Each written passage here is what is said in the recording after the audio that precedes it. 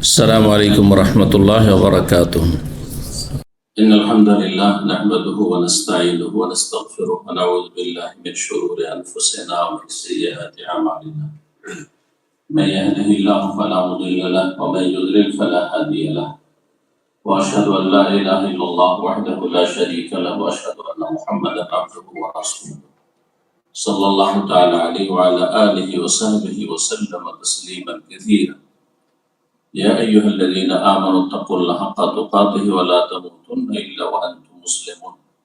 يا أيها الناس اتقوا ربكم الذي خلقكم من نفس واحدة وخلق منها زوجها وبث منهما رجالا كثيرا ونساء واتقوا الله الذي تساءلون به والأرحام إن الله كان عليكم رقيبا.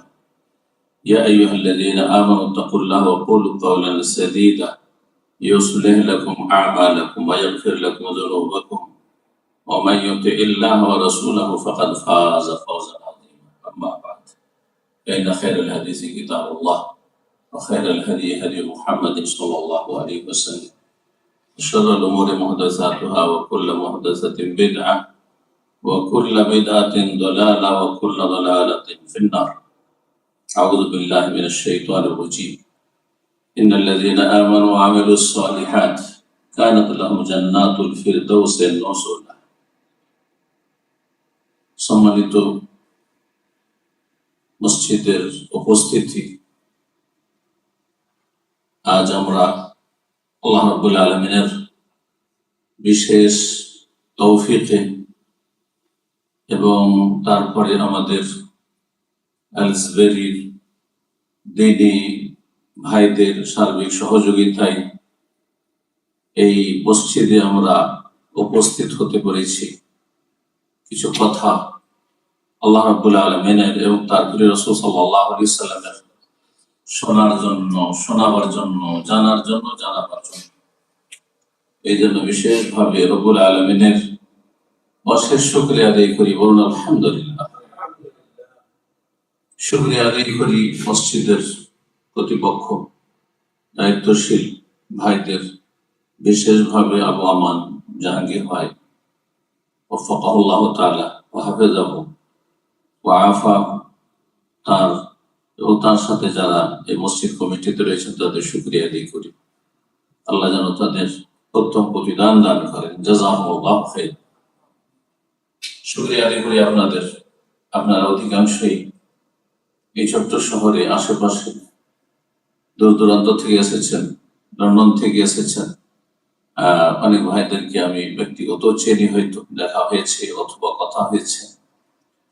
অনেকের সাথে কথা না হইলেও আমাদের সম্পর্ক, আমাদের ভালোবাসা, আমাদের যোগাযোগ আল্লাহর জন্য এবং তার দ্বীনের জন্য। ইন্নামা ওয়ালিয়্যুকুমুল্লাহু ওয়া রাসূলুহু ওয়াল্লাযীনা আমানু আল্লাযীনা ইউকিমুনাস সালাতা ওয়া ইউতুনাজ যাকাতা ওয়া হুম রাকিউন। রব্বুল আলামিন ইরশাদ করছেন, আমাদের এই ভাতৃত্ব, এই সম্পর্ক সম্পর্কে ইন্নামা ওয়ালিয়্যুকুমুল্লাহ, নিশ্চয় তোমাদের বন্ধু, ভালোবাসার মানুষ, তাদের চিনি আর না চিনি, তাদের সাথে দেখা সাক্ষাৎ হোক আর নাই হোক, প্রথম আল্লাহ তোমাদের ওলি, তোমাদের ভালোবাসার যিনি সবচেয়ে বেশি হকদার, যিনি আল্লাহ রাব্বুল আলামিন তোমাদেরকে তার ইবাদতের জন্য সৃষ্টি করেছেন এবং তোমাদের সার্বিক কল্যাণ তিনি চান,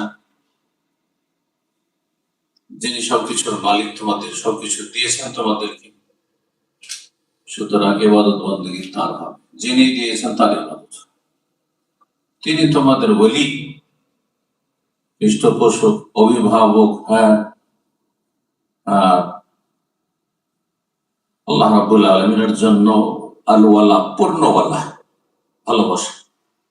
ওয়া রাসূলুহু, তারপরে তার রাসূল সাল্লাল্লাহু আলাইহি সাল্লামের সাথে ভালোবাসা। ওয়াল্লাযীনা আমানু, এবং যারা মুমিন, মুসলিম, ঈমানদার, তাদের সাথে ভালোবাসা।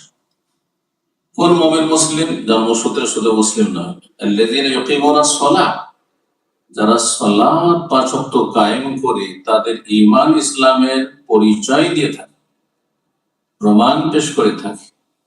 ইউতুনা যাকাত, যাকাত দিয়ে মুসলিম সমাজের আর্থিক সমস্যার সমাধান করে থাকে, যা আল্লাহ ফরজ করেছেন। ওহম রাকিউন, এবং আল্লাহর আদেশ নিষেধের সামনে তারা বিনয়ী ঝুঁকে যায়। আল্লাহ রাব্বুল আলামিন এই সম্পর্কে কথা বলেছেন। এই সম্পর্ক আমাদের যেন আল্লাহর জান্নাত পর্যন্ত কায়েম রাখেন, বহাল রাখেন, এবং আমাদের এই সম্পর্ক অটুট রাখার তৌফিক দান করেন। এই সম্পর্কে রয়েছে ইখলাস, আল্লাহ সন্তুষ্টি, দুনিয়ার কোনো স্বার্থ থাকবে না। এবং এই সম্পর্ক যত বেশি মজবুত হবে, তত বেশি একসাথে মিলেমিশে আল্লাহর দ্বীনের খেদমত করার জন্য সর্বাত্মক চেষ্টা করবেন, এবং নিজের জন্য সৌভাগ্য মনে করবেন যে যতটা বেশি আল্লাহর দ্বীনে নিজের অংশ রাখতে পেরেছে। আপনি সম্মানিত এর দ্বারা, আপনি লাভবান এর দ্বারা। আল্লাহ রাব্বুল আলামিন ভাববেন না যে আল্লাহর দ্বীনের কাজ করলাম, কিছু অবদান ইহসান রাখলাম, বরং আল্লাহ বালিল্লাহু ইয়ামুন্নু আলাইকুম আন হাদাকুম লিল ঈমান, আল্লাহর ইহসান, অবদান তোমাদের উপর অনুগ্রহ, যে তোমাদেরকে আল্লাহ এই জান্নাতের রাস্তা দেখিয়েছে। সুতরাং যে যত বেশি আল্লাহর দ্বীনের ক্ষেত্রে নিজের ভাগ রাখতে পারবে, অংশ রাখতে পারবে, সময় দিয়ে, শ্রম দিয়ে, অর্থ দিয়ে, পরামর্শ দিয়ে, যার যেমন ক্ষমতা আছে তা দিয়ে, সে তত বেশি সফল, তত বেশি সেই ব্যক্তি ধন্য। আল্লাহ সেই দলে আমাদেরকে যেন সামিল করে নেন, তার রহমত দ্বারা তিনি যেন আমাদেরকে ঢেকে নেন, এবং আল্লাহর দুনিয়াতে আমাদেরকে সুখের জীবন দান করেন, এবং আখিরাতে আল্লাহ জান্নাতে যেন আমাদেরকে একসাথে একত্রিত হওয়ার তৌফিক দান করেন। দুনিয়া আখিরাতে আল্লাহ সম্মানিত করেন, আযাব থেকে, বালা মুসিবত থেকে, লাঞ্ছনা থেকে আল্লাহ যেন আমাদের সকলকে, যেসব ভাই বোনেরা উপস্থিত হয়েছেন সবাইকে আল্লাহ যেন সুরক্ষিত রাখেন, হেফাজত রাখেন। সম্মানিত ভাতৃমণ্ডলী, আমাদের এখানকার বিষয়বস্তু সম্পর্কে নিশ্চয় দেখেছেন, জান্নাত লাভের উপায়। এটি হচ্ছে মানব জীবন লক্ষ্য উদ্দেশ্য। মানব জীবন লক্ষ্য উদ্দেশ্য হচ্ছে জান্নাতে চলে যাওয়া। এটা হচ্ছে আপনার মূল জীবনের টার্গেট। এখানে যদি পৌঁছে যেতে পারেন, এই টার্গেটে থাকতে পারেন, আপনি অবিচল থাকতে পারেন, তো আপনি হচ্ছে আসল সফল, কামিয়াব। এটি আসল সফলতা। আর এর জন্যই আল্লাহর ইবাদত বন্দেগী, এর জন্য আল্লাহ রাব্বুল নির্দেশ, ওমা খালাকতুল জিন্না ওয়াল ইনসা ইল্লা লিয়াবুদুন, এর জন্যই মানব জাতির সৃষ্টি। আমি তোমাদেরকে সৃষ্টি করেছি একমাত্র আমার ইবাদতের জন্য। তাওহীদ ভিত্তিক যদি সেই কাজটি হয় তাহলে ইবাদত, তাওহীদ ভিন্ন যদি ইবাদত হয় তার নাম শিরক। সুতরাং আল্লাহর একত্বের সাথে যা কিছু করবেন, ফরজ হোক, ওয়াজিব হোক, সুন্নাত হোক, মুস্তাহাব হোক, নফল হোক, হারাম নাজায়েজ থেকে বেঁচে থাকা হোক, কবিরা থেকে বেঁচে থাকা হোক, অথবা সাগীরা অপছন্দনীয় কথা কাজ থেকে বেঁচে থাকা হোক, সব হবে আল্লাহর জন্য। এটা যদি এই পার্থিব জগতের দুনিয়াতে যতটা সময় আমাদেরকে আল্লাহ দিয়েছেন, প্রত্যেকেই যদি এই বিষয়টিকে আমরা ঠিক রাখতে পারি, আল্লাহ আমাদেরকে কেন সৃষ্টি করেছেন, তার ইবাদতের জন্য, তার আদেশ নিষেধ পালনের জন্য, এটা যদি ঠিক রাখেন তো আপনার আমার গন্তব্য স্থান ইনশাআল্লাহ জান্নাত। আর জান্নাত হচ্ছে সবচেয়ে বড় সফলতা, যালিকাল ফাউজুল কাবীর ওয়া যালিকাল ফাউজুল আযীম। এটা যে মহা সাফল্য। দুনিয়ার সাফল্য কোনো সাফল্য না। দুনিয়া অনেক উপরে উঠে যাচ্ছে, আবার কিছু সময়ের মধ্যে তাদের নাম নিশানা পর্যন্ত থাকছে না। কিন্তু আপনি সফল তখনই যখন জান্নাত হাসিল করতে পারবেন। জান্নাত লাভের উপায় কি? জান্নাত লাভের উপায় দুই রকমের রয়েছে। এক হচ্ছে আল্লাহ রাব্বুল আলামিন তার আদেশ নিষেধে কিছু কাজ আবশ্যক করেছেন, যেগুলিকে ফরাইজ বা ওয়াজিবাত বলা হয়। ফরজ ওয়াজিবের কাজ করা ফরজ, আর না হইলে এটা বলা ফরজ। লা ইলাহা ইল্লাল্লাহ মুহাম্মাদুর কালিমাত তাইয়্যিবা শাহাদাত দেওয়া, মুখে উচ্চারণ করা ফরজ না? তাহলে বলা ফরজ। 5 ওয়াক্ত সালাত কায়েম করা, হ্যাঁ, আমলে ফরজ। যাকাত আদায় করা ফরজ। যে ফরজ ওয়াজিবগুলি রয়েছে মুসলিম জীবনে, সেগুলি বাস্তবায়ন করা। আর যেসব কথা কাজ থেকে বেঁচে থাকা আল্লাহ আবশ্যক করেছেন, বাঁচতেই হবে, আর তাকে বিনা গুনাহ আল্লাহর সন্তুষ্টির কথা কাজ, সেগুলো থেকে বেঁচে থাকা ফরজ। তাহলে ফরজ ওয়াজিব আদায় করা, হারাম নাজায়েজ থেকে বেঁচে থাকা, এটা একটা স্তর। আর একটি স্তর হচ্ছে সুন্নাত মুস্তাহাব কাজ বেশি বেশি করা, আর অপছন্দনীয় মাকরুহাত কথা কাজ থেকে বেঁচে থাকা,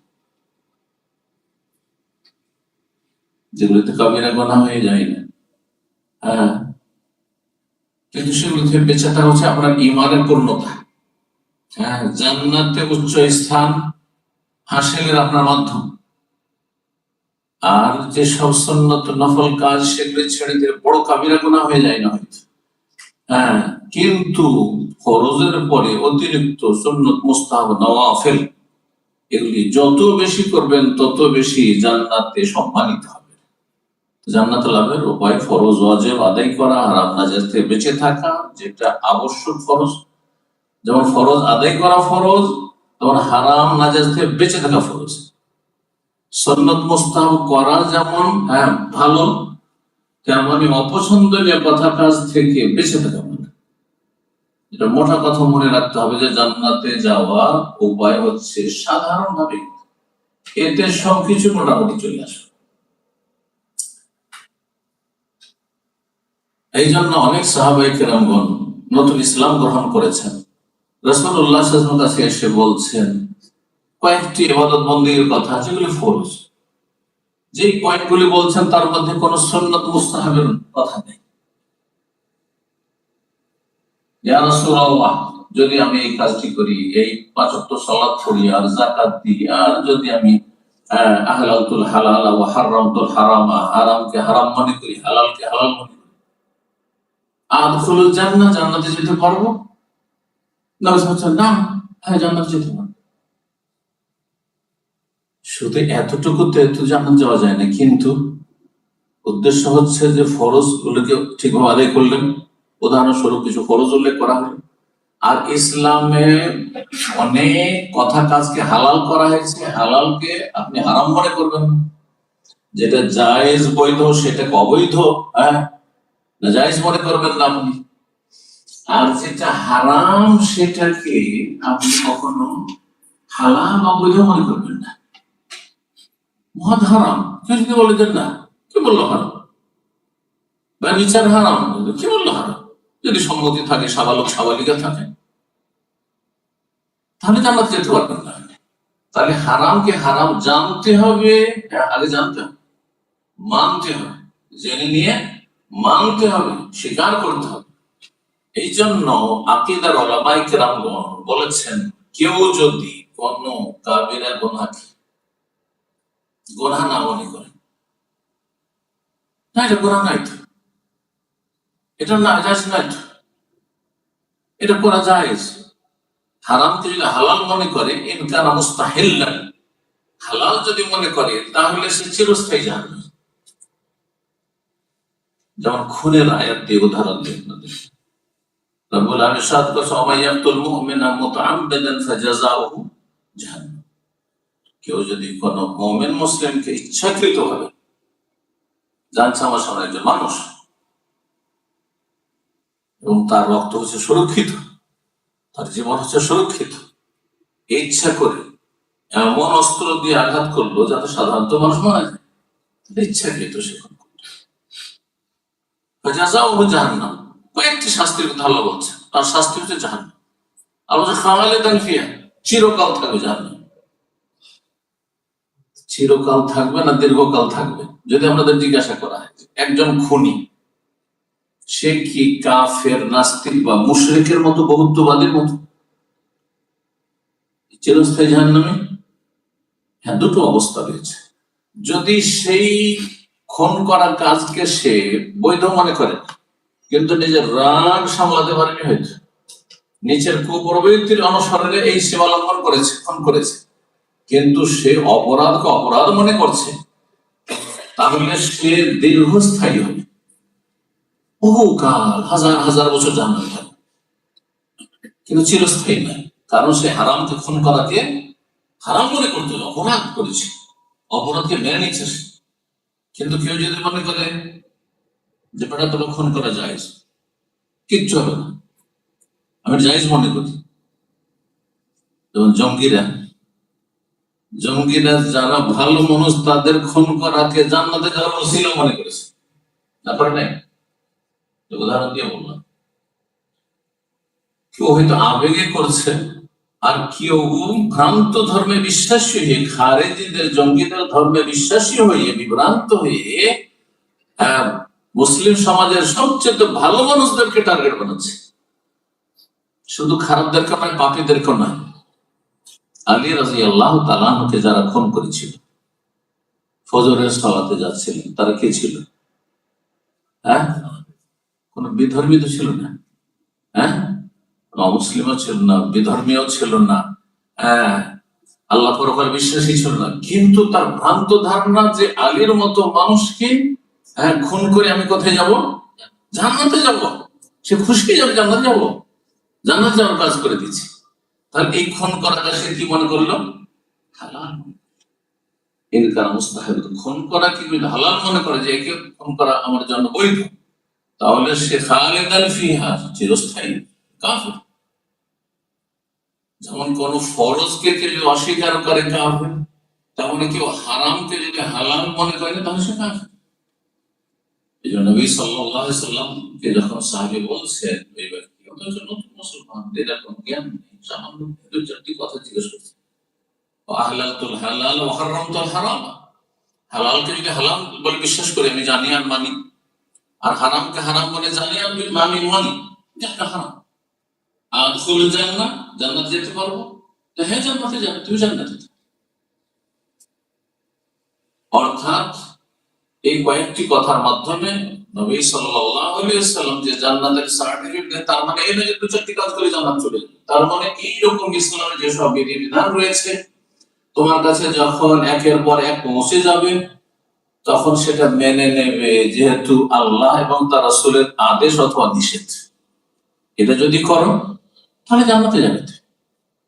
তাহলে জান্নাতে যাওয়ার উপায় মনে রাখতে হবে এই বিষয়টি, যে আপনার ঈমান, ইসলামকে মেনে নেওয়া এবং সে অনুযায়ী আমল করা। এই জন্য জান্নাতে যাওয়ার ক্ষেত্রে যে কথাগুলি বললাম, তার সাথে যে বিষয়টি এখন বলবো সেটি হচ্ছে, সেটা একটি সাধারণ কথা। প্রথম কি বললাম? জান্নাতে যাওয়ার জন্য ফরজ ওয়াজিব আদায় করবে, হারাম নাজায়েজ থেকে বেঁচে থাকবে, আর সুন্নত নফল বেশি বেশি করবেন, অপছন্দনীয় কথা কাজ থেকে বেঁচে থাকবেন। এটা মোটা কথা। আপনাকে তাহলে জানতে হবে কি কি কাজ ইসলামে ফরজ, কি কি কাজ, কথা কাজগুলি হারাম, হ্যাঁ, আর কোন কোন কাজগুলি সুন্নত মুস্তাহাব, কোনগুলি অপছন্দনীয়, আর সেই অনুযায়ী তখন জীবন গড়া। এটি হচ্ছে জান্নাতে যাওয়ার পথ। এটি একটি সাধারণ পয়েন্ট বললাম। আর একটি সাধারণ পয়েন্ট বলি, যাতে ইসলামের যতগুলি বিষয় রয়েছে কোরআন এবং সুন্নাহয়, বিভিন্ন আয়াত এবং হাদিস ছড়িয়ে ছিটিয়ে আছে, যে এই আমলের মাধ্যমে জান্নাতে যেতে পারবে, এই আমলের মাধ্যমে জান্নাতে যেতে পারবে, এই কথা কাজের মাধ্যমে জান্নাতে যেতে পারবে, সে সবগুলিকে শামিল। তা হচ্ছে আল ঈমান ওয়াল আমালুস সালিহ, ঈমান এবং ভালো আমল। বহু আয়াত কোরআনে কারিমে রয়েছে। একদিক থেকে যখন পড়বেন, কোরআন তেলাওয়াত করবেন, যদি অর্থ পুরোপুরি নাও বুঝেন, কিন্তু ঈমান শব্দ তো বুঝেন। ঈমান থেকে আমানু, হ্যাঁ, বা ইউমিনুনা, আর আল আমাল মানে আমল, আর সালিহ মানে নেক, ভালো আমল, ঠিক না? বহু আয়াত কোরআনে কারিমে রয়েছে, ইন্নাল্লাযীনা আমানু ওয়া আমিলুস সালিহাত, নিশ্চয়ই যারা ঈমানদার হয়ে গেল, তাহলে ঈমানের পরিপন্থী অবস্থা যেন না থাকে আপনার, বেঈমান না হয় না। আমাদের বাংলা ভাষা মানে বেঈমান কাকে বললে? যে মিথ্যা কথা বলে, তুমি কিছু বেঈমানি করলো না। বেঈমান মানে এখানে আমি যেটা বুঝাতে চাইছি, আপনার ঈমান নেই।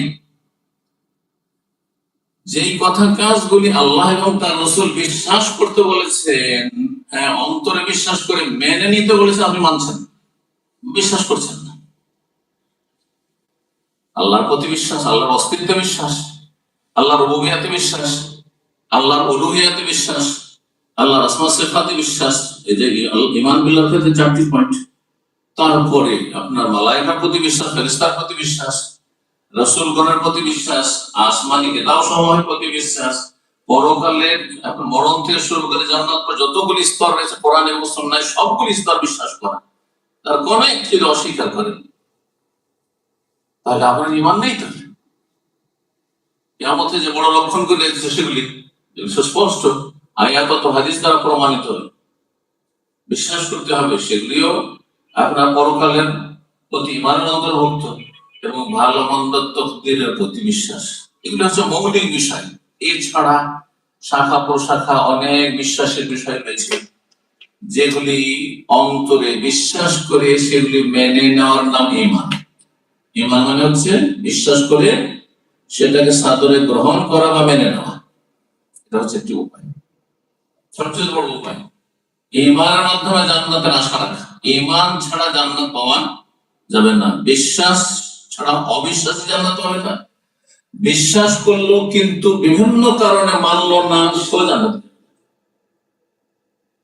রাসূলুল্লাহ সাল্লাল্লাহু আলাইহি ওয়াসাল্লামের চাচা আবু তালেব, উলামায়ে কেরামগণ তার উদাহরণ পেশ করেছেন যে আবু তালেবের আমাদের মতোই, আমাদের চেয়ে বেশি বিশ্বাস ছিল যে আমার ভাতিজা সত্যি রাসূল,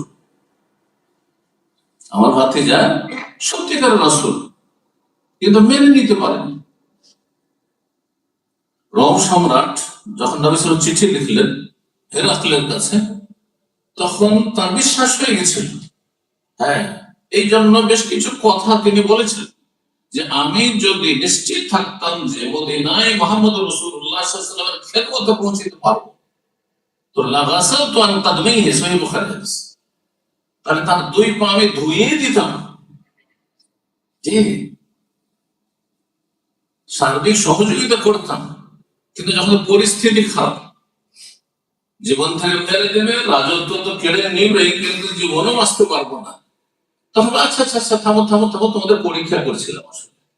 বিশ্বাস তো হয়েছিল কিন্তু মেনে নিতে পারেনি, রাজত্ব হারিয়ে যাবে, জীবন চলে যাবে, সেই ভয়। তাকে তো মুসলিম বলা যাবে না। আবু তালেব কেন মানতে পারেনি? বাবা তুমি সব ভালো কথা বলছো, সব কথা ভালো, কিন্তু লোকজনের, সমাজের লোক কি বলবে যে আমার বাবা আব্দুল মুত্তালিব মুরব্বী, আমার বাবা, তার ধর্ম ছেড়ে দিয়ে ভাতিজার কথা শুনবো, সমাজে কি বলবে, লোকে কি বলবে? এইরকম এতদিন এটা করে আসলাম, আল্লাহ সর্বতর বিরাজমান বলে আসলাম, এতদিন বলে আসলাম যে ওসিলা ধরতে হবে, হ্যাঁ, পীর আউলিয়া এদের ওসিলা ধরতে হবে, তাহলে জান্নাত পাওয়া যাবে। এখন কি করে এটা বলে যাচ্ছি? এতদিন মোনাজাত করে আসলাম সম্মিলিত, এখন কি করে বলবো যে না এটা বিদআত? এই আবু তালেব চরিত্র রয়েছে, গোঁড়ামি রয়েছে, অন্ধত্ব রয়েছে। ইসলাম অন্ধত্ব শেখায় না, ইসলাম শেখায়, হ্যাঁ, দলিল প্রমাণ জানা এবং সে অনুযায়ী মেনে চলা, চোখ খুলে চলাফেরা করা। কোন রাস্তা চলার মতো, কোন রাস্তা চলার মতো না, কোন রাস্তায় শত্রু বসে আছে অথবা হিংস্র পশু বসে আছে, জীবনের ঝুঁকি আছে, সেই রাস্তা থেকে সাবধান। এর নাম হচ্ছে ঈমান। ইসলাম হচ্ছে ইলমের নাম, জ্ঞান অর্জন করার নাম। ঈমান ইসলাম হচ্ছে আমল করার নাম। সুতরাং বলে রাখবেন, ঈমানের কথা সঙ্গে বললাম জান্নাতে যাওয়ার জন্য, এবং শুধু ঈমানের দাবিদার হলে হবে না যে আমি এগুলো বিশ্বাস করি, বিশ্বাসের প্রমাণ দিতে হবে। এই বিশ্বাসের প্রমাণের জন্য আমিলুস সালিহাত, আল্লাহ বলেন ইন্নাল্লাযীনা আমানু ওয়া আমিলুস সালিহাত, নিশ্চয়ই যারা ঈমান নিয়ে আসলো, ওয়া আমিলুস সালিহাত, এবং ভালো কাজগুলি করলো। তার বোঝা গেল যে এই 2-4টি ভালো কাজ নয়, আপনার খেয়াল খুশি। এইরকম মুসলিম সমাজে ভালো কাজ অনেকে করে। কেউ আপনার ইবাদত বন্দেগীতে ভালো কাজ করছেন, 5টা নামাজ পড়েছেন, কিন্তু আরেক দিক থেকে আখলাক চরিত্রের ক্ষেত্রে অথবা মানুষের হকের ক্ষেত্রে আপনি নষ্ট করছেন, তাহলে আপনি ভালো আমল আংশিক করলেন। আবার এর বিপরীতে আমাদের সমাজে অনেক লোক আছে যে নামাজ টামাজ নাই, কিন্তু বাপ মায়ের খেদমতে নামাজের চাইতে অনেকে ভালো আছে, কিন্তু বেনামাজ, কিন্তু বাপ মায়ের খেদমত করে জান্নাত শুধু।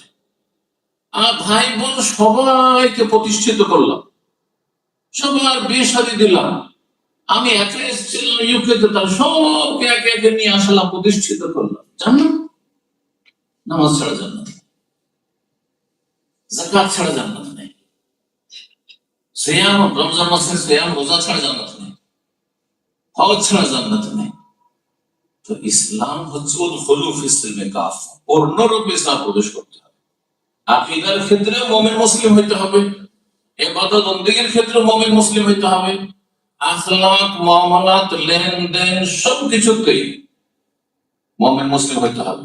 অন্য ভাষায় বলতে গেলে আল্লাহর হক যথাযথ আদায় করতে হবে, এবং মানুষ যে কোন স্তরের লোক প্রত্যেকের আমাদের হক রয়েছে।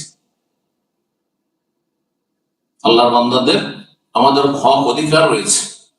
অমুসলিম প্রতিবেশী থাকলেও তারও একটা অধিকার রয়েছে, তাকে কষ্ট দেব না, তার সাথে সদাচরণ করব, তার যতটা পার উপকার করব, খোঁজ খবর নেব। নবী সাল্লাল্লাহু আলাইহি ওয়াসাল্লাম ইহুদির সন্তানের খবর নিয়েছেন, অসুস্থ হয়েছে, আর তাতে সে প্রভাবিত হয়ে সেই ছেলে ইসলাম গ্রহণ করছে। তখন বাবাও নরম হয়ে গেছে যে ছেলে তো মারাই যাচ্ছে, আর আমার স্বজাতি ইহুদিরাও কেউ খোঁজ খবর আমার ছেলের দিকে আসলো না, আমার পরিবারের নিতে আসলো না, কিন্তু নবী মুহাম্মদ যার এত শত্রুতা করি, সে আমার ছেলের খবর নিতে এসেছেন, তিনি খবর নিতে এসেছেন। আতি আবুল কাসিম সাল্লাল্লাহু আলাইহি ওয়াসাল্লাম, আরে আবুল কাসিম মুহাম্মদ সাল্লাল্লাহু আলাইহি ওয়াসাল্লাম কথা বাবা শোনে না, আর তুমি কর্ম পড়ি না, গিয়ে সিগন্যাল দিয়ে দিলেন। চিন্তা করুন, তাহলে তাহলে অন্য ভাষায় এই জন্য বললাম যে জান্নাতে যাওয়ার পথ বা নেক আমল হচ্ছে আল্লাহর হক ঠিকভাবে আদায় করা, আর আল্লাহর বান্দা আল্লাহর সৃষ্টির হক ঠিকভাবে আদায় করা, মাখলুকাতের হক ঠিকভাবে আদায় করা। কিন্তু সবাই একই স্তরের নয়, বাপ মায়ের মতো ভাই বোন নয়, আর ভাই বোনের মতো চাচারা নয়, আর চাচাদের মতো চাচাতো ভাইয়েরা নয়, ইত্যাদি। মামা খালাদের মতো আর কেউ চাইতে যারা দূরে আছে তারা নয়। এইভাবে এইভাবে যার যেমন হক রয়েছে সে সম্পর্কে জানতে হবে, আদায় করতে। এর নাম হচ্ছে নেক আমল, ভালো কাজ, জান্নাতে যাওয়া। রব্বুল আলামিন সূরাতুল কাহফের আয়াত নম্বর 107 এ ইরশাদ করেছেন, ইন্নাল্লাযীনা আমানু ওয়া আমিলুস সলিহাত, নিশ্চয় যারা ঈমানদার হয়ে গেল এবং ভালো কাজগুলি করলো। মনে রাখবেন কিন্তু ভালো কাজ আল্লাহর হক ঠিকভাবে আদায় করা, মানুষের হক ঠিকভাবে আদায় করা, সৃষ্টির হক ঠিকভাবে আদায় করা। আপনার বাড়িতে যদি কুকুরও থাকে আর সেই কুকুর রাখার বৈধতা থাকে, এটা মনে রাখতে হবে। আপনি সবাই কুকুর রাখা, আপনি রাখা শুরু করলেন, কোন কুকুর রাখা যায়, কোনখানে যায় আর কোনখানে না যায়, আপনার নাকি মাইনাস হইতে হবে, এটা আপনাকে জানতে হবে। আপনার বাড়িতে বিড়াল রাখছেন আপনি, আর এইদিকে ঘর বন্ধ করে বিড়ালটাকে বন্ধ করে চলে গেলেন আপনি সফরে, ওমরায় গেলেন, হজে গেলেন, বিড়াল করে পড়ে আছে, জানতে যাওয়ার কাজ করলেন। তাহলে শুধু মানুষের হক নয়, প্রাণীর পশু প্রাণীরও হক রয়েছে, এগুলো জানতে হবে। এগুলো নেক আমল, এগুলোর ক্ষেত্রে গুনাহ রয়েছে, জানতে হবে যাওয়ার কারণ হইতে পারে। যেমন হাদিসে রয়েছে, যারা ভালো কাজগুলি করবে কানাতুল লাহুম জান্নাতুল ফিরদাউস নুজুলা, তাদের জন্য জান্নাতুল ফিরদাউস, প্যারাডাইস, সর্বোচ্চ জান্নাত, সবচেয়ে উচ্চ মানের জান্নাত, জান্নাতুল ফিরদাউসে তাদের জন্য মেহমান নওয়াজির ব্যবস্থা করা, তাদের জন্য আতিথ্যের ব্যবস্থা রব্বুল আলামিন করবেন। মেহমান হবেন আল্লাহ, আল্লাহর মেহমান হবে জান্নাতে। কানাতুল লাহুম জান্নাতুল ফিরদাউস নুজুলা।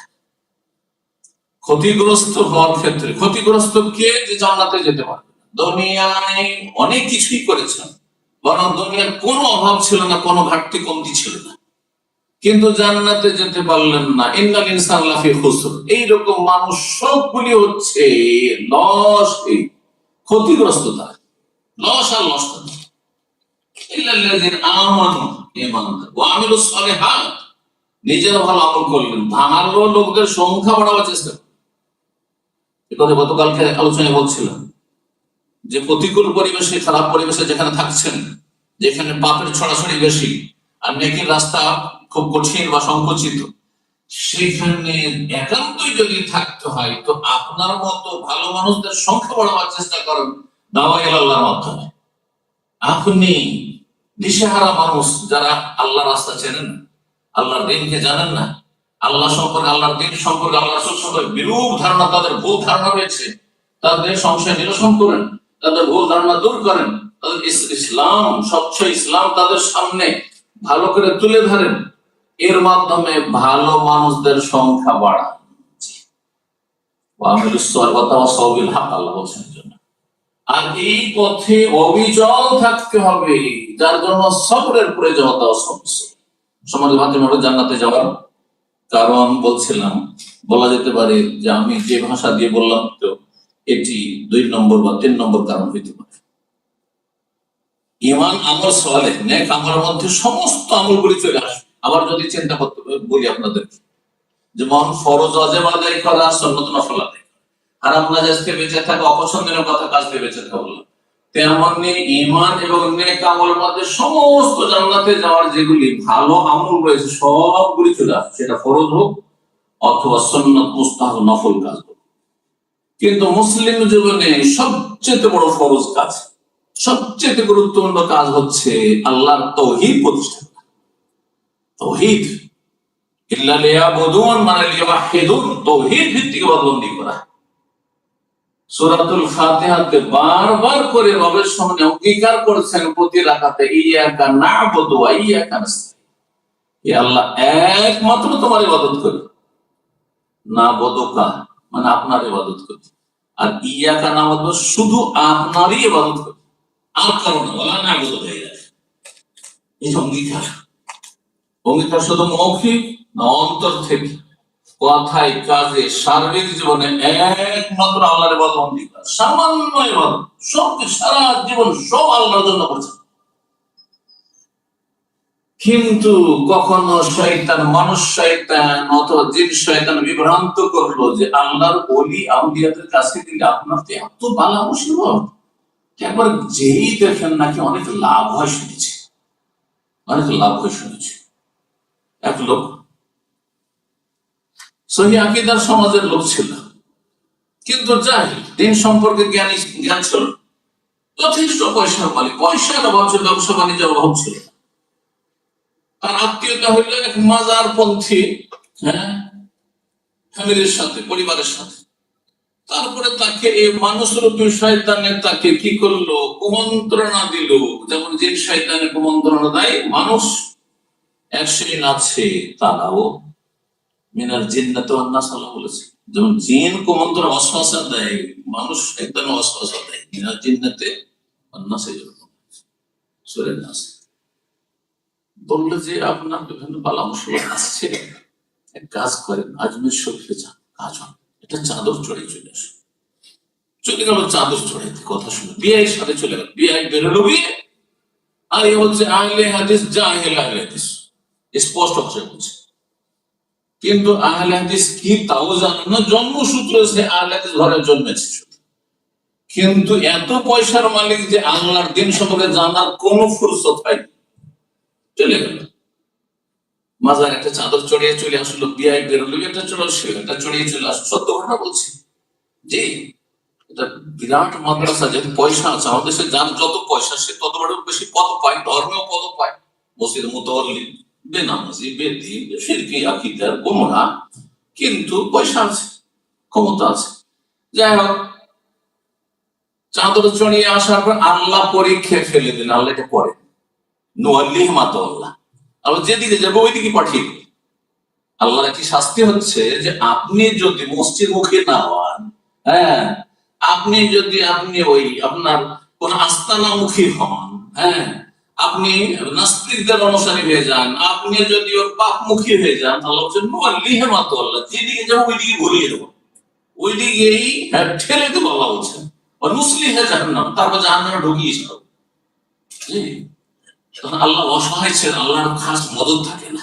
মানুষ যখন আল্লাহ দিন সম্পর্কে জ্ঞান অর্জন করে না, আর তারপরে সেই অনুযায়ী ঈমানও নিয়ে আসে না, আমলও ভালো করেন না, যেদিকে ঝুঁকে যায় ওই দিকেই আল্লাহ ঝুঁকিয়ে দেয়।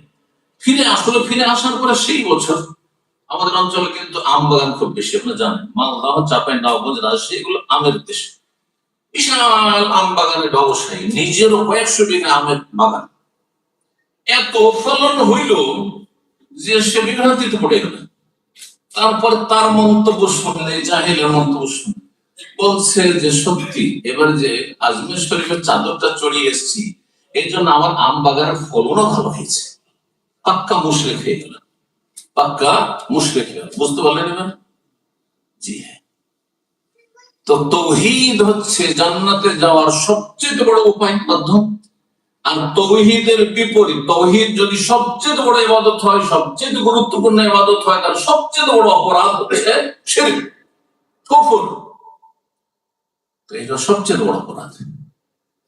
যখন মানুষ শিরক করে তখন স্থায়ী জাহান্নামে হয়ে যায়। মানুষ যখন কাফের হয়ে যায় তখন স্থায়ী জাহান্নামে হয়ে যায়। আর মানুষ যদি তাওহীদবাদী হয় আর আমলে ত্রুটিও থাকে, বিলম্ব হলেও জান্নাতে যাবে। অর্থাৎ শিরক যদি না থাকে আর মেলা পাপ আছে, হারাম খেয়েছেন, হারাম ব্যবসা করেছেন, হারাম জায়গায় চাকরি করেছেন, আর রুজি রোজগারে হারামের সংমিশ্রণ আছে, কিন্তু শিরক করেন, কুফরি করেননি, 5 ওয়াক্ত সালাতের হেফাজত, বেনামাজি হননি আপনি, আধা নামাজ, নামাজ ঠিক রেখেছেন। কারণ নামাজ হচ্ছে তাওহীদের বহিঃপ্রকাশ, প্রমাণ যে আপনার তাওহীদ ঠিক আছে। এই জন্য 5 বার এসে আল্লাহর সামনে টাইমে হাজির হচ্ছে না। এটা যদি ঠিক থাকে তো বিলম্বে হইলেও, লেটে হইলেও, হাজার হাজার বছর পরে হইলেও জান্নাতে যাবে। কারণ জান্নাতের রাস্তা ঠিক আছে।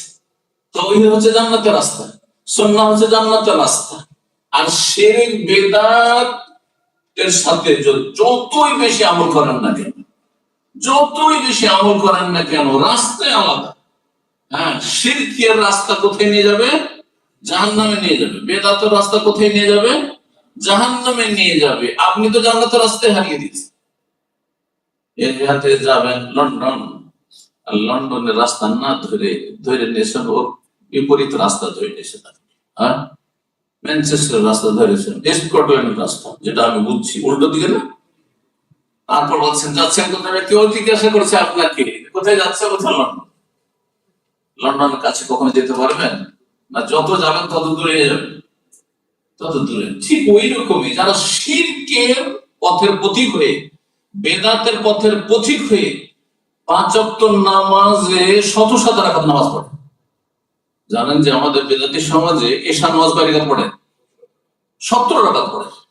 আল্লাহ 4 ফরজ করেছেন, 2 সুন্নাতে রাতেবা, আর সর্বনিম্ন 1 বেতন যথেষ্ট। তার 7 জায়গায় কত পড়ে? 17। আর ওই যদি একটু ভালো করেন তো নয়, কিন্তু আর 17 পড়ে। 17 পড়েছে আর শিরকও করেছে। আমলে তো আমাদের যেহেতু 10 রাকাত বেশি পড়ো, আমি 7 পড়লাম, সে 17 পড়লাম, তো অনেক বেশি আমল করেছে। করেছে না? কিন্তু আমার রাস্তা হচ্ছে জান্নাতের রাস্তা, তাওহীদ সুন্নাহর রাস্তা, তার রাস্তা হচ্ছে জাহান্নামের রাস্তা। যত স্পিডে যাচ্ছে ততই বেশি জান্নাত থেকে দূরে, জাহান্নাম থেকে কাছাকাছি হয়ে যাচ্ছে। এই হচ্ছে অবস্থা। এই জন্য আইম্মায়ে কেরামগণ বলেছেন যে একজন ফাসিক, পাপিষ্ঠ, মুওয়াহিদ এবং সুন্নতের অনুসারী, সুন্নত তাওহীদ সুন্নাহর অনুসারী, তাওহীদ সুন্নাহ মোতাবেক জীবনযাপনকারী যদি ফাসিক, পাপিষ্ঠ হয়, আপনার নিচে কাপড়, দাড়ি নেই, আর বিভিন্ন হারাম খায়, বিড়ি সিগারেট পান করে, সে একজন বেদাতি আবেদের চেয়ে ভালো। বেদাতি আমল, এই বেদাতি আমল করে বেদাতি আবেদ কোথায় যাচ্ছে? জাহান্নাম থেকে কাছাকাছি হয়ে যায়, জান্নাত থেকে দূরে হয়ে যাচ্ছে। আর এই ব্যক্তি যে ফাসিক, তাওহীদ সুন্নাহ থাকার কারণে জান্নাতের রাস্তায় চলছে, কিন্তু প্রচ্ছন্নের গতিতে আস্তে আস্তে চলছে। কবরের আযাব হবে, জাহান্নামে কিছুদিন যাবে, আর হাসরের মাঠে হাবুডুবু করবে, আর তারপরে পুলের ওপর ক্ষত বিক্ষত হবে, কিন্তু হয়তো শেষ করে হোঁচট খেতে খেতে জান্নাতে পৌঁছে যাবে। কারণ রাস্তাটা তার কি ছিল? ঠিক ছিল। আশা করি বুঝতে পারছেন। এই জন্য জান্নাতে যাওয়ার জন্য গুরুত্বপূর্ণ পয়েন্ট হচ্ছে তাওহীদ, আল্লাহ তাওহীদ। এই তাওহীদ সম্পর্কে আর এই শিরক সম্পর্কে বহু আয়াতে হাদিস রয়েছে। আল্লাহ কোরআন এখানে বলেছে সব গুনাহ মাফ করবেন, কিন্তু যাকে চাইবেন। একটি গুনাহ শুধু আল্লাহ মাফ করে, সেটি কি? শিরক। ইন্নাল্লাহা লা ইয়াগফিরু আন ইউশরাকা বিহি, শিরক করে মারা গেলে আল্লাহ কখনো মাফ করবেন না। কিন্তু যদি অন্য কোন গুনাহ, শিরকের নিম্নমানের গুনাহ করে যদি কেউ মারা যায়, তাহলে মাফ করে দেবেন না যাকে ইচ্ছা মাফ করবেন? যাকে ইচ্ছা। তাহলে যারা বিভিন্ন পাপে জড়িয়ে আছেন, এই কথা মনে করিয়েন না ওই মুরজিয়াদের মতো যে আমি শিরক তো করি না, আমি মাজার জাজার এসব বিশ্বাস করি না, ভাই ফজর নামাজ পড়ে হচ্ছে না, ওইটা পড়ি না, জানাতে যাবেন? হ্যাঁ, আল্লাহ গফুর রহিম, আল্লাহ মাফ করে দিবেন। জানেন আপনি ভালো করে? নিশ্চিত আপনার কাছে কোন দলিল প্রুফ আছে যে আল্লাহ মাফ করে দেবে আপনাকে? লিমাই আসল, যাকে চাইবেন। আপনার সম্পর্কে আল্লাহ চেয়েছেন, এটা কি আপনার নলেজ জানা আছে? এই তথ্য হতে পারে আল্লাহ আপনার সম্পর্কে চাননি, আল্লাহ আপনাকে আযাব দেবেন। সতর্ক, যারা বিভিন্ন পাপে জড়িয়ে আছেন আর ভাবছেন যে আল্লাহ গফুর, আল্লাহ মাফ করে, যেহেতু বড় শিরক করি না, আমি নাস্তিক না, না, কখনো। এটা ধৃষ্টতা, পাপ সম্পর্কে দুঃসাহসিকতা। হ্যাঁ, নির্দ্বিধায় পাপ করে চলে যাচ্ছেন, অহরহ তওবা করছেন না, সংশোধন করছেন না। এটা হচ্ছে জাহান্নামে যাওয়ার লক্ষণ, জান্নাত হারিয়ে দেওয়ার লক্ষণ। সতর্ক, সাবধান। তাওহীদ, এই মর্মে বুখারী মুসলিমের হাদিস। ইদবান বিন মালিক রাদিয়াল্লাহু তাআলা আনহু বর্ণনাকারী, তিনি বলেন ফাইনাল্লাহ হারামা আলা নবী সাল্লাল্লাহু আলাইহি ওয়াসাল্লাম, ফাইনাল্লাহ হারামা আলান্না, আল্লাহ জাহান্নামের উপর এমন মানুষকে হারাম করেছেন, জাহান্নাম জ্বালাতে পারবে না, জাহান্নামে যাবে না সেই ব্যক্তি কে মান ক্বালা লা ইলাহা ইল্লাল্লাহ, যেই ব্যক্তি লা ইলাহা ইল্লাল্লাহ বলেছে মুখে মন্ত্রের মতো। নবী সাল্লাল্লাহু আলাইহি ওয়াসাল্লাম একটি শর্ত লাগিয়েছে, ইয়াবতাগি বিযালিকা ওয়াজহাল্লাহ, এই লা ইলাহা ইল্লাল্লাহ বলেছে আল্লাহকে সন্তুষ্ট করতে চেয়েছে, আল্লাহ রেজামন্দি চেয়েছে। আল্লাহ তুমি আমার উপর রাজি হয়ে যাও, যেহেতু আমি বলছি যে তুমি ছাড়া কোনো সত্য মাবুদ আমার নেই।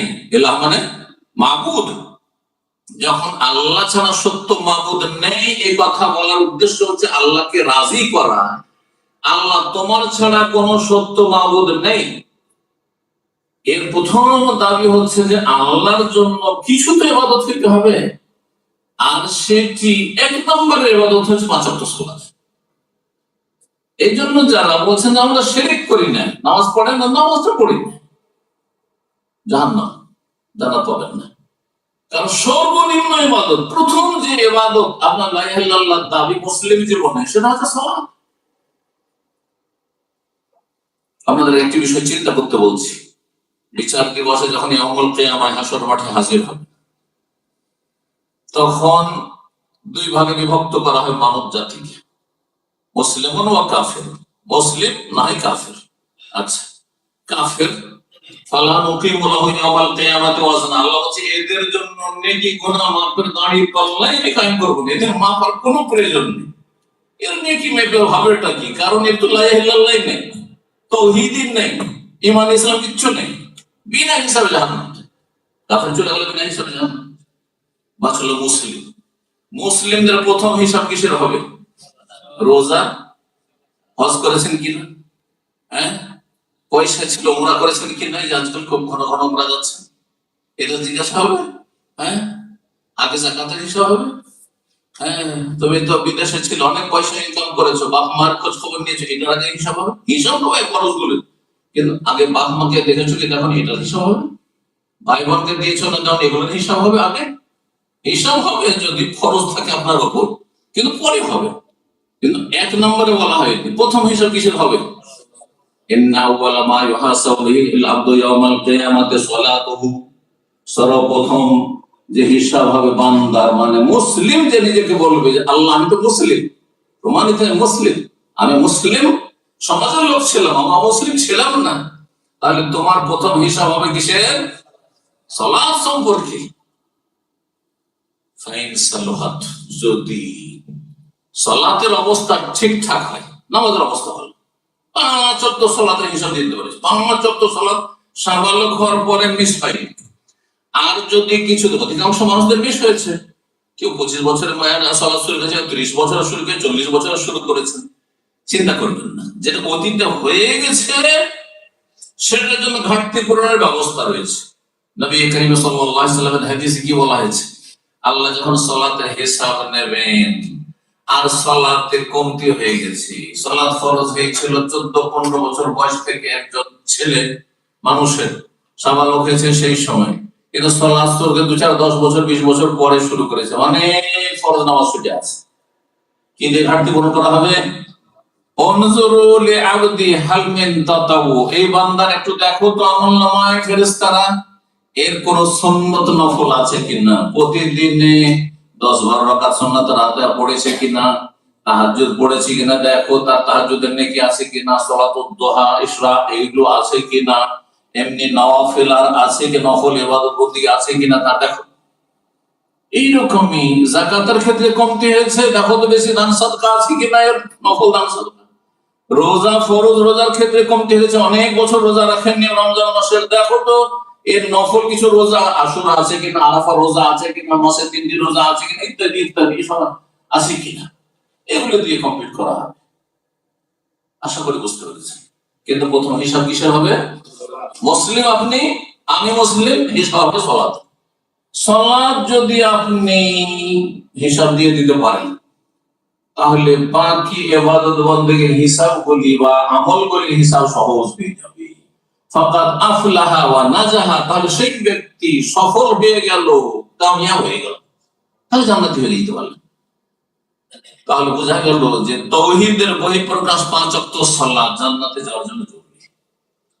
সালাত ছাড়া জান্নাতে যাওয়া যাবে না। এই জন্য জাহান্নামীদের সম্পর্কে রব্বুল আলামিন সূরাতুল মুদাসসিরে বলেছেন যে জাহান্নামে যাওয়ার মূল কারণই হচ্ছে মুসলিমদের, কাফেরদের তো কুফরি, মুশরিকদের মুশরিক হওয়া, শিরক হচ্ছে জাহান্নামে যাওয়ার কারণ।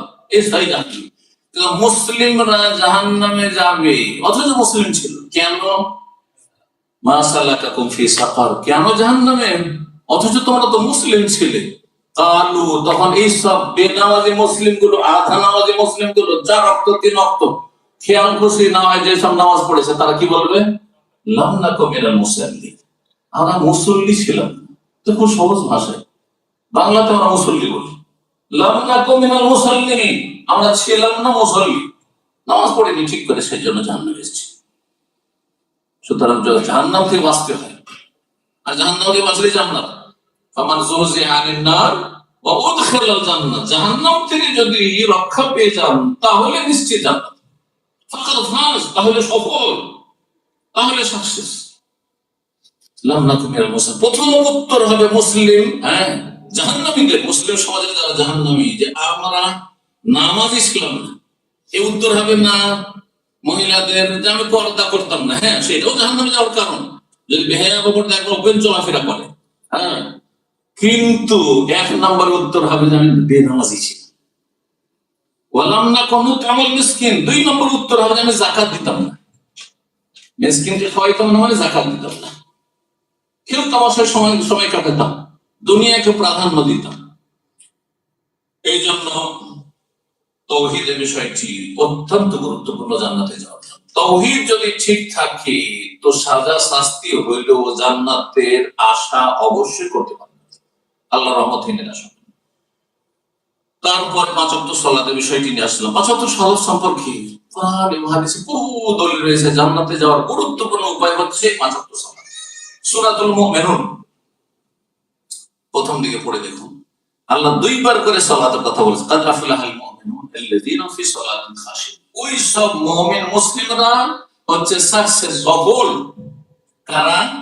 আল্লাযীনা হুম ফি সালাতিহিম খাশিউন, যারা নামাজি তো আছে কিন্তু নামাজে তারা বিনয়ী, একাগ্রতার সাথে নামাজ পড়ে, মনোযোগী হয়ে নামাজ পড়ে, দুনিয়ার সাথে সম্পর্ক ছিন্ন করে, সোশ্যাল মিডিয়া মোবাইলের সাথে সম্পর্ক ছিন্ন করে, ব্যবসা বাণিজ্যের সাথে সম্পর্ক একেবারে স্টপ করে আল্লাহর সাথে সম্পর্ক স্থাপন করার জন্য মসজিদে প্রবেশ করে।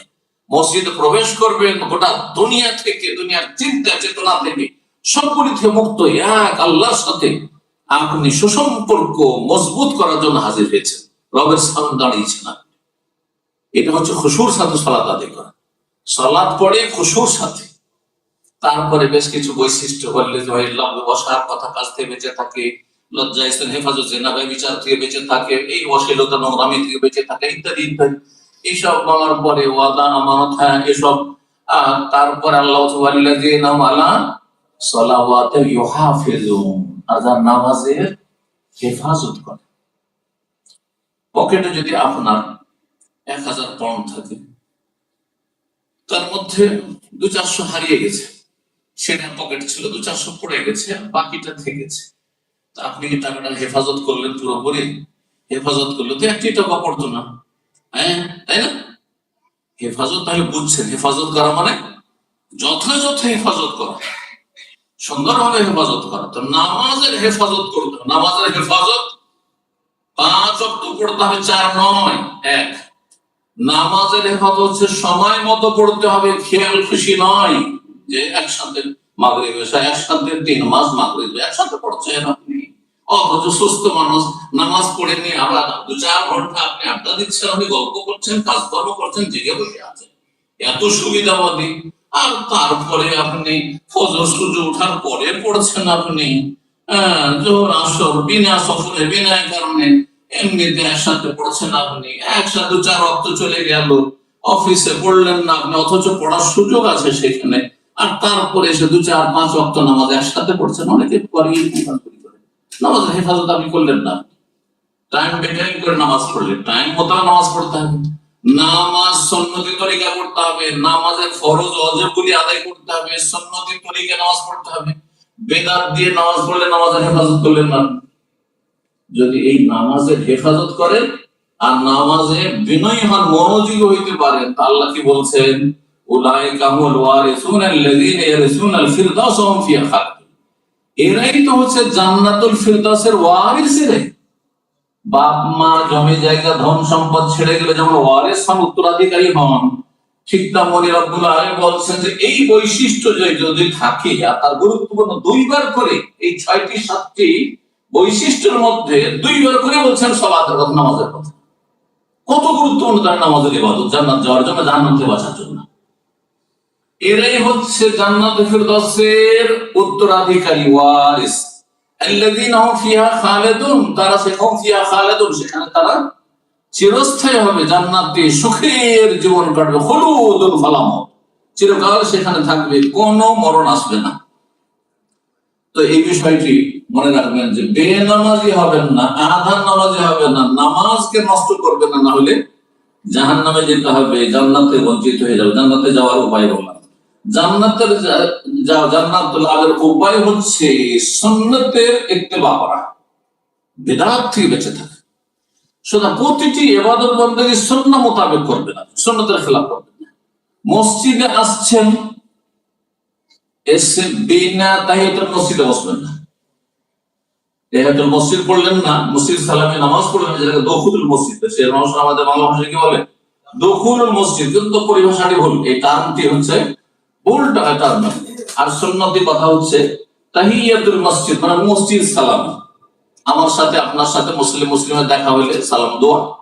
আর মসজিদে যদি আপনি আসেন, তাহলে মসজিদের সম্মান হচ্ছে, সালামি হচ্ছে কি 2 রাকাত সালাত আদায় করে বসা। আর জুমার দিন আসছেন, এমনি সময় অনেক আজকাল জেনে নিয়েছেন আলহামদুলিল্লাহ, যারা জানেন না অনেকে আগে বসবে তারপরে নামাজ পড়া শুরু, সুন্নতগুলো আগে মসজিদে এসে বসবে, সুন্নতের খেলাফ, তারপরে নামাজ পড়া শুরু করবে। এগুলো দেখতাম এক সময়। আলহামদুলিল্লাহ এখন জ্ঞান চর্চা হচ্ছে, অনেকেই জানছেন। কিন্তু একটি বিষয় কি সংশয় থেকে যাচ্ছে, কারণ আপনার মাযহাবে ভুল শিক্ষা দিয়েছে যে খুতবা শুরু হয়ে গেলে, খুতবা শোনা ওয়াজিব হয়ে গেছে, সেজন্য চুপচাপ বসে থাক। অথচ আপনার মাযহাব আগে না নবীর সুন্নাত আগে? মাযহাবটি নবীর সুন্নতের আলোকে হবে না সুন্নাত বহির্ভূত হবে? নবীর তরিকা ছাড়া তার মাযহাব হয় না। মাযহাব যদি ইসলামের মাযহাব হয়, তাহলে কোরআন সুন্নাহ ভিত্তিক মাযহাব হবে।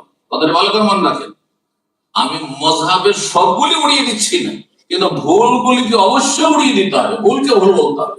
কারণ মাযহাব আল্লাহর নাযিল করা বিধান নয়, কিন্তু নবী সাল্লাল্লাহু আলাইহি ওয়াসাল্লামের কথা, কাজ, আমলগুলি হচ্ছে আল্লাহর নাযিল বিধান। আশা করি বুঝতে পারছেন। মযহাবকে যাচাই বাছাই করতে হবে, মযহাবের ফতোয়াকে কোরআন ও হাদিসের আলোকে, নবীর কথার আলোকে। এই নয় যে নবীর কথা মানার জন্য মযহাবকে দিয়ে চেক করতে হবে যে মযহাবে আছে কিনা, তাহলে মানবো, নাহলে মানবো না। এখানে কিন্তু গোমরাহি লুকিয়ে আছে। তাহলে আপনি বেদাতি তরিকার মানুষ, আপনি সুন্নতি তরিকার মানুষ, জান্নাতে যেতে বাধাপ্রাপ্ত হয়ে যাবেন। কুল্লু বিদআতিন দালালা, বেদাত করলে রাস্তা হারিয়ে ফেলবেন। কিন্তু দালালা মানে রাস্তা হারিয়ে ফেলা। আরব আজকাল বলে কোথাও আপনি যাচ্ছেন, গাড়িতে যাচ্ছেন আর রাস্তা হারিয়ে গেছেন, আপনার টার্গেট আজকাল তো ম্যাপ হয়ে গেছে দেখছেন, কিন্তু ওটা অনেক সময় ভুল আপনাকে ইয়ে করে, তখন কোথায় কোথায় চলে যাচ্ছেন, এর নাম হচ্ছে দল্লা। রাস্তা হারিয়ে ফেললেন। কিসের রাস্তা হারিয়ে ফেললেন? আপনি বেদাত করলেন তো, জান্নাতের রাস্তা হারিয়ে ফেললেন। জান্নাতের রাস্তা হারিয়ে ফেললে যেতে হবে কোথায়? জাহান্নামে যেতে হবে, অস্থায়ী অথবা স্থায়ী। যদি এত বড় কুফরির বেদাত করেন, শিরকের বেদাত করে, বড় মাজার পূজার বেদাত, কবরে সিজদা করার বেদাত, কবর পাকা করে গোস কুতুবরা দিতে পারে, এরকম শিরকি কুফরি আকীদার বেদাত, তাহলে স্থায়ী জাহান্নামে যাবে।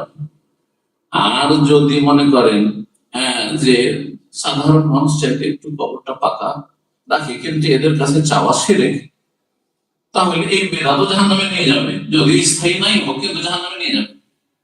বড় শিরকের কাছাকাছি পৌঁছে দিচ্ছে, কিন্তু বড় শিরক কুফরি না করলেও আপনাকে জাহান্নামে যাওয়ার শাস্তি রয়েছে।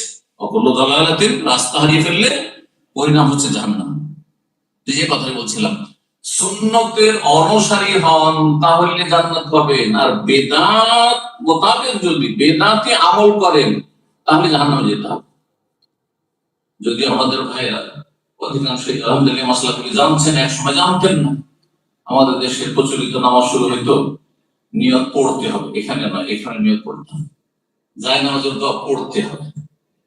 মুক্তাদি হইলে ইক্তাদাই তো বেহাজার ইমাম পড়তে হবে, ইমাম হইলে আমার আনা ইমাম হইলে মান হাজার আমাল্লাম হাজার পড়তে হবে, বাঙালি হইলে আরবিতে পড়তে হবে, আর যদি পাকিস্তানি উর্দু ভাষী হয় তো উর্দুতে চলে। জানেন না? জানেন না? বাঙালির কিন্তু এই ক্ষেত্রে অ্যাডভান্স। বাঙালি কোনোদিন বাংলা ভাষায় নিয়ত পড়ে না, বাঙালি বেদাতি আরবি ভাষায় ছয় ছয় মাসের নিয়ত মুখস্থ করেছে, কিন্তু উর্দু ভাষীরা চালাক আমাদের চেয়ে। ওরা এত কষ্ট করেনি। ওদের দেখতাম নিয়ত পড়া, দেখতাম যারা বলতেন বিদাতিরা, मैं नियत करता हूँ वास्ते अल्लाह के जोहर की 4 রাকাত ফরজ নামাজ কিবলা রুখ হোকার আল্লাহ। বুঝতে পারছেন? তখন একজন আলে হাদিস ছিলেন, উনি বলছেন কিবলা রুখ হোকার তো সর के ऊपर क्या है, মাথার উপরে কি আছে? দাঁয়ে কোন है, বাঁয়ে কোন है, वो भी बोलना है। ওটা বলতে হবে মাথার উপর আসমান আছে বা ছাদ আছে, আর পায়ের তলায় জমিন আছে, পেছনে মুখ মুসল্লি আছেন। কথা বুঝতে পারছেন? ডানে মুখ মুসল্লি, বামে মুখ মুসল্লি, বলেন তাহলে না বেদাত।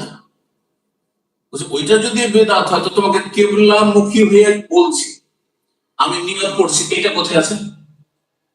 আমার যদি ডানে বামে বলা বেদাত হয়ে যায়, আর মাথার উপর ছাদ আছে, পায়ের তলায় জমিন আছে বা কার্পেট আছে, বলা বেদাত হয়, তাহলে আপনার আমি কিবলা মুখী হয়ে নামাজ শুরু করছি, নাওয়াইতু আন উসাল্লি লিল্লাহি তাআলা আরবা সালাওয়াতিন সালাতাল যুহরি ফরিদাতান লিল্লাহি মুতাওয়াজ্জিহান ইলা কাবাতিশ শরীফাতে, কোথায় আছে বলুন তো দেখি? একটি হাদিস নিয়ে আসেন কিয়ামত পর্যন্ত। তাহলে বোঝা গেল এইরকম যদি বেদাত সালাম ফেরার পরে অনেক ভাইদেরকে দেখা যায়। এই 2-1 দিন আগে করে একটা প্রোগ্রামে ছিলাম, পাশে এক লোক নামাজ পড়েছে। নামাজটা পড়ার পরে দেখছি ও বেদাতি সমাজের লোক, নামাজের তরিকা দিয়ে বুঝলো বেশি সুন্নাত ফলো করে না। তারপরে সে খেয়াল করেছেন, কোন সময় দেখেছেন না কেন মাথায় হাত? আরে আমরা তো মাথায় হাত কখন দিই? কোন কিছু সর্বনাশ হয়ে গেলে, আক্ষেপ হলে, দুঃখ কষ্ট হলে, যে হাই সব গেল। আমাদের ইসলামিক সেন্টারে একজন মুসলিম ইসলাম গ্রহণ করেছে আজকে থেকে 25-26 বছর আগের কথা বলছি। প্রথম দিকে যখন আসি, প্রথম ইসলাম গ্রহণ করেছে, আর তারপরে সে ইসলাম সম্পর্কে লেখাপড়া করে কিছু বক্তব্য করছে। তো তার কাছ থেকে জানা ওর এটা পয়েন্ট, কিন্তু উর্দু ভাষী যেহেতু ছিল, তো যার ফলে ও তখন উর্দু ভাষীদেরকে বলতো যে আপনারা যে মাথা ধরে বসে যাচ্ছে, এর মানেটা কি? নামাজটা শেষ করলে তো আল্লাহ শুকরিয়া আদায় খুশি হওয়ার কথা, সেখানে মাথা ধরে বসে গেলেন আপনি, ব্যাপারটা কি? তো ব্যাপারটা আসলে কি জানেন? ওদেরকে বলছে জানেন যে আসলে আপনাদের নামাজ হয়নি। নামাজটা বেদাতি নামাজ পড়লেন আপনি। তো যখন বেদাতি নামাজ পড়লেন আপনি, শুরু খানো বেদাত, শেষ খানো বেদাত, সালাম ফিরলেন তারপরও বেদাত, মোনাজাতের বেদাত, মাথায় হাত দেওয়ার বেদাত, তার আক্ষেপ করছেন যে হায় আল্লাহ কি করলাম, নামাজটাই কবুল হইল না। বুঝতে পারলেন না? এই বেদাত কেন করবেন আপনি? তো এইরকম কাজগুলি অজ্ঞতা বশত অথবা গোড়ামি বশত, কিছু লোক অজ্ঞ আছেন, জানছেন না, জানতে হবে, জানা ফরজ। আর কিছু লোক জানার পরে মনে করছে ওরাই ভুল, আমারটাই ঠিক। বুঝতে পারছেন না? দুটোই কিন্তু গোমরাহি। এগুলো গোমরাহি রাস্তা, জাহান্নামে যাওয়ার রাস্তা। সতর্ক সাবধান। সুন্নতের অনুসারী যদি হন তো জান্নাত যাওয়া সহজ। আর বিদআত মোতাবেক অনেক বেশি আমল করলে জাহান্নামে যেতে হবে, অস্থায়ী হোক অথবা স্থায়ী হোক। আর আল্লাহ যদি মাফ করেন, যে আপনি হয়তো বড় বেদাত করেননি, আল্লাহ গফুর রহিম, যেমন বিভিন্ন গুণ আল্লাহ মাফ করতে পারে, বেদাত আল্লাহ মাফ করতে পারে। এই কথাটা এই জন্য বলছি যে আমাদের অনেক ভাইয়ের আলোচনা করতে গিয়ে বেদাতি কি একবারে একই ক্যাটাগরি জাহান্নামে বানিয়ে দেয়, এটা ভুল কথা, বাড়াবাড়ি করবে। শিরক কুফরের বেদাত যদি হয় তাহলে স্থায়ী জাহান্নাম। আর যদি কাবিরা গুনার বেদাত বা এরকম বেদাত কিন্তু সেগুলো শিরক কুফরি পদ পৌঁছে, তাহলে সেটি হচ্ছে ফাসিকি কাজ, বেদাত মুফাসসিক। যেমন টাকা নিচে কাপড় দিলে গুনাহগার, দাঁড়িয়ে না থাকলে গুনাহগার, এইরকম কেউ যদি ধূমপান করে গুনাহগার, মদ খায় গুনাহগার। কিন্তু মদ খায় সেই ব্যক্তি আপনার যখন মাতাল ছিল ঠিক আছে, নামাজ জায়েজ নাই, কিন্তু তারপরে সে মাঝে মাঝে মদ খায়। আর তারপরে যখন স্বাভাবিক অবস্থায় আছে, নামাজ পড়তে এসছে, তার সেই ব্যক্তি ফাসিক, পাপিষ্ঠ, সে ফাসিক। ফাসিককে আল্লাহ জাহান্নামে দেবেন না, হয় আল্লাহ যদি চান তো মাফ করবেন। ঠিক তেমনি যারা বেদাত করেছে আর তাদের শাস্তি হচ্ছে, পানিশমেন্ট হচ্ছে জাহান্নাম, কিন্তু আল্লাহ ইচ্ছা করলে জাহান্নাম থেকে তাদেরকে ক্ষমা করতে পারেন। এই জন্য কুল্লু দালালাতিন ফিন্নার মানে এই নয় যে বড় শিরকারীও জাহান্নামী, বেদাতি, আর ছোট বেদাতিও একবারে জাহান্নামী, স্থায়ী জাহান্নামী বা নিশ্চিত জাহান্নাম। যেমন টাকনার নিচে কাপড় গেলে জাহান্নাম, আচ্ছা আমি হাদিসে, কিন্তু আল্লাহ মাফ করতে পারেন না। বাধা দেওয়া কি আছে রবকে? ক্ষমার জন্য বিভিন্ন ওসিলা রয়েছে, মাধ্যম রয়েছে। অনেক নেকি যখন থাকে তখন ইন্নাল হাসান ইউযহিবুন 10টি উপায় রয়েছে। আমরা একটি আলোচনা করেছি ইবনে তাইমিয়া রাহিমাহুল্লাহ তার কিতাব থেকে, যে 10টি উপায়ের মধ্যে গুনাহগার ও গুনাহ নিয়ে আল্লাহর সামনে হাজির হইলেও মাফ পেয়ে যেতে পারে। তওবা করলে তো মাফ হতে পারে, কিন্তু গুনাহ নিয়ে হাজির হইলেও মাফ হতে পারে। কথা লম্বা হয়ে যাচ্ছে আর সময় আমার প্রায় শেষ হয়ে চলে আসছে। আমি 2-4টি কথা শুধু আর সংক্ষেপে বলি। সেটি হচ্ছে যে দিনের জ্ঞান অর্জন করে এটি জান্নাত যাওয়ার পথ। মান সালাকা তারিকান ইয়ালতামিসু ফীহি ইলমান সাহালাল্লাহু লাহু তারিকান ইলাল জান্নাহ। এই যে দিন শিখার জন্য এখানে এসেছেন, কাছে থেকে আসেন দূরে থেকে এসেছেন, এটি জান্নাতে যাওয়ার উপায়। আপনার আমলনামাতে এইটাই হয়তো জান্নাতে নিয়ে যাবে তাকে, কিন্তু তার সাথে যা শিখছেন সে অনুযায়ী আপনাকে আমল করতে হবে। দিনের জ্ঞান অর্জন করা হচ্ছে জান্নাতের রাস্তা। জান্নাতে যাওয়ার 7 নম্বর উপায় হচ্ছে আত্মীয়দের সাথে সুসম্পর্ক। অনেকে আছেন বিদেশে এসে দুনিয়া নিয়ে মেতে উঠেন, ছেলে মেয়ে নিয়ে মেতে উঠেছেন, গরিব আত্মীয় স্বজন রয়েছেন, কোনো খোঁজ খবর দিচ্ছেন, এটি জাহান্নামে যাওয়ার কাজ। সতর্ক সাবধান। আল্লাহ আপনাকে ভাগ্যবান করেছেন, সুখী করেছেন। যারা আপনার ডানে বামে অভাবী রয়েছে, আত্মীয় স্বজন রয়েছে, অভাবী না হইলে মাঝে মাঝে তাদের খোঁজ খবর নেওয়া, তাদের কিছু উপঢৌকন দেওয়া, দেশে গেলে দেখা সাক্ষাৎ করা তাদের বাড়িতে গিয়ে, যাতে করে আপনাদের না মনে করি অহংকারী হয়ে যেতে।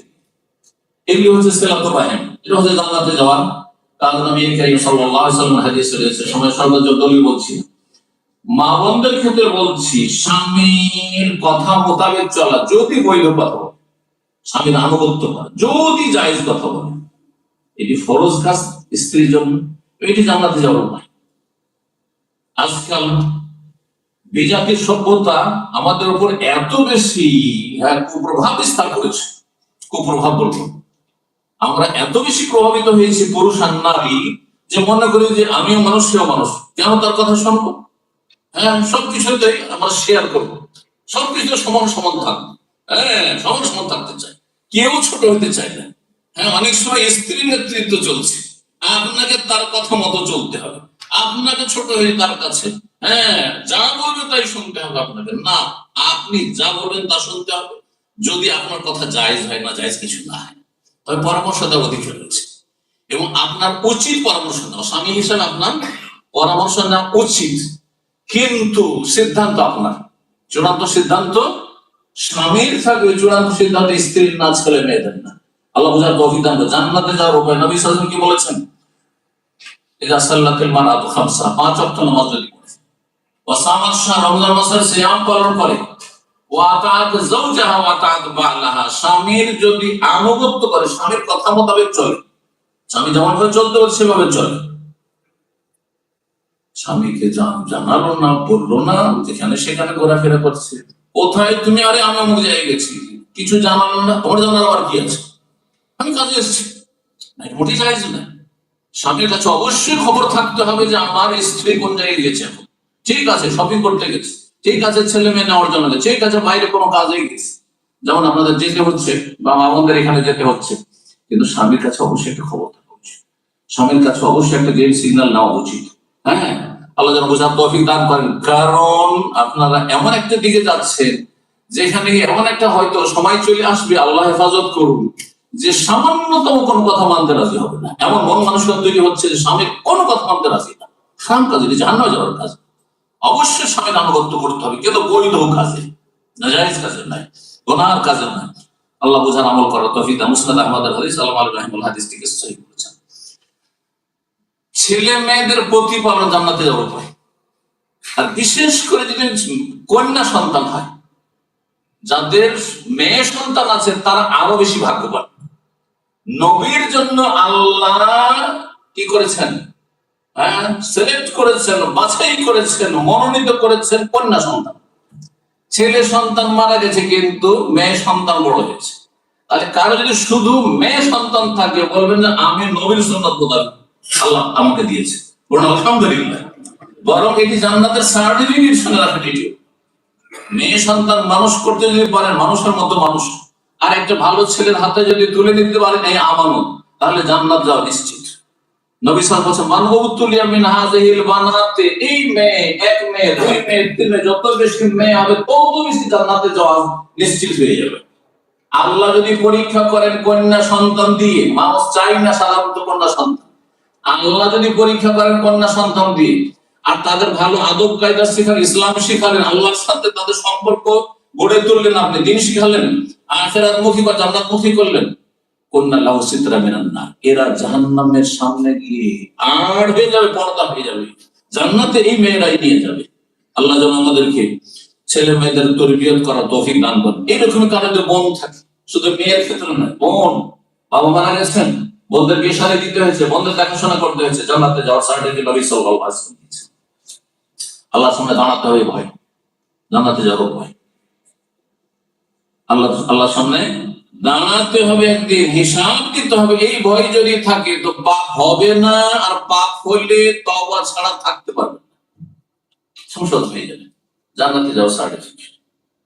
নবী সাল্লাল্লাহু আলাইহি ওয়াসাল্লামের আরেকটি কথা, সেটি হচ্ছে 5 ওয়াক্ত সালাত এবং ইসলামের যে সব রুকনগুলি রয়েছে, আরো যে রুকনগুলি রয়েছে, ইসলামের রুকন 5টি, এগুলি যদি হেফাজত করেন তাহলে জান্নাত পাবেন। নবী সাল্লাল্লাহু আলাইহি ওয়াসাল্লামকে একজন সাহাবী এসে জিজ্ঞেস করেছেন, দুল্লানি আলা আমালিন ইযা আমালতুহু ইউদখিলুনিল জান্নাহ ওয়া ইউবাইদুনি মিনান নার, আমাকে এমন কিছু আমল বাতলে দেন যেটা, যে আমলগুলি করলে আমি জান্নাতে যেতে পারবো, জাহান্নাম থেকে বাঁচতে পারবো। নবী সাল্লাল্লাহু আলাইহি ওয়াসাল্লাম বলেন, তা'বুদুল্লাহ ওয়া লা তুশরিকু, আল্লাহর ইবাদত করবে, শিরক করবে না, তুকিমুস সালাত ওয়া তুতিজ যাকাত, সালাত কায়েম করবে, যাকাত ওয়া তাসিলু যার রাহিম, আত্মীয়দের সাথে সুসম্পর্ক করবে।